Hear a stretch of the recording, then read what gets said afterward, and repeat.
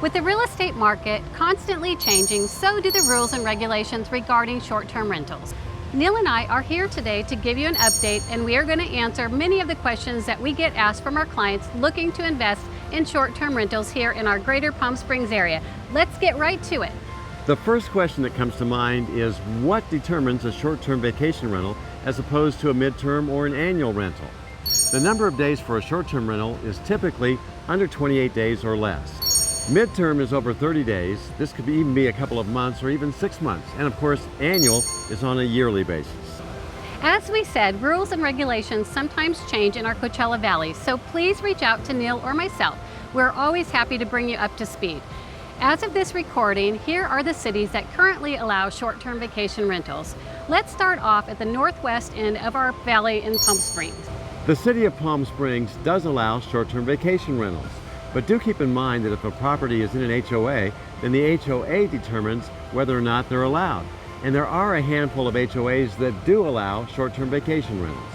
The city has implemented a new rule package that establishes a cap of 20% of the homes in residential neighborhoods for short-term rental permits received after October 17, 2022. This means that only a limited percentage of homes in those areas can be used as short-term vacation rentals.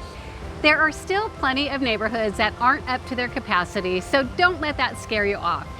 Council members also voted to limit the number of days that short-term vacation rental owners can rent their homes, going from 36 times down to 26. This change is now in effect, but for existing short-term vacation rental owners, this change will go into effect on January 1st, 2026. However, there is a group of people trying to push for more days. Do keep in mind that this means 26 bookings. One booking could be during season for 2 months, or a 3-day weekend would also be considered one booking. The city of Palm Springs and all other desert resort cities have a 24-hour day noise ordinance that is strictly enforced. Guests must keep the volume of voices and entertainment at a reasonable level and bring conversations indoors after 9 p.m. And they need to close all windows and doors to keep any noise inside. In my opinion, this is just common courtesy. My husband and I have 2 short-term rentals in Quinta and never have had guests complain or break this rule. Vacation rental occupancy is limited to 2 adults per bedroom plus 2 additional occupants, or a maximum of 10 adults and 4 children. Now let's talk about the city of Cathedral City and their rules for short-term rentals. Effective on January 1st, 2023, all existing short-term vacation rental permits previously issued by the city shall terminate, and permittees shall discontinue the use of the properties for a short-term vacation rental. The exception to the rule is if you're in an HOA like Desert Princess, where they do have many short-term vacation rentals. Moving right along to the city of Palm Desert. Short-term vacation rentals are prohibited within the R1 and R2 zones, excluding on-site owner short-term rental permits. Short-term rentals are allowed in the following zones: residential estate, residential multiple family except for apartment units, and planned residential only within an HOA that allows for short-term rentals with written approval. So if your short-term vacation rental is located in an HOA and will be owner occupied, you do not need a letter of approval signed by the HOA. So what about the city of Rancho Mirage? Their rules are very similar as Cathedral City. Rancho Mirage short-term rental applications will be considered for properties that belong to an HOA that does not prohibit short-term rental activity.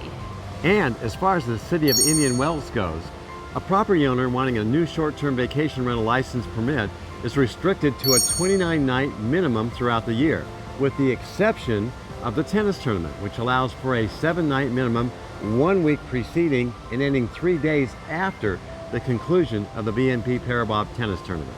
There is an exception in the municipal code that allows a homeowners association to opt out of the city's minimum stay regulation. Only property owners still need to get a short-term rental license permit, pay the quarterly transient occupancy tax, and abide by all other regulations of the ordinance.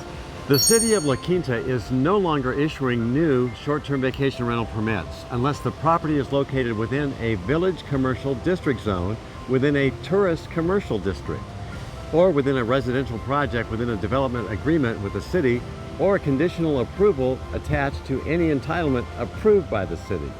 Please note that HOAs that allow short-term vacation rentals that are not listed above are not exempt.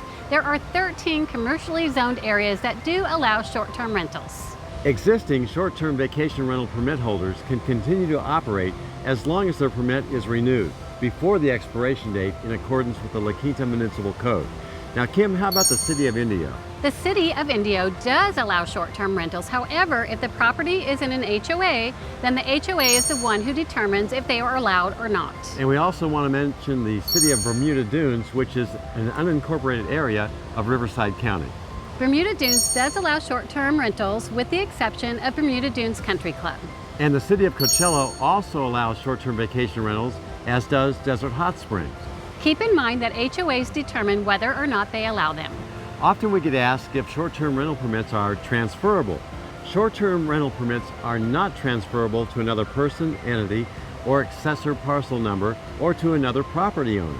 The process time to get permitted and licensed is different in each city, and it changes from time to time depending on the amount the city is processing. If you have any questions about buying a short-term vacation rental, about any type of real estate, just click on the contact button below and get in touch with us. We'd love to work with you. Now watch this next video about living here in the Palm Springs area.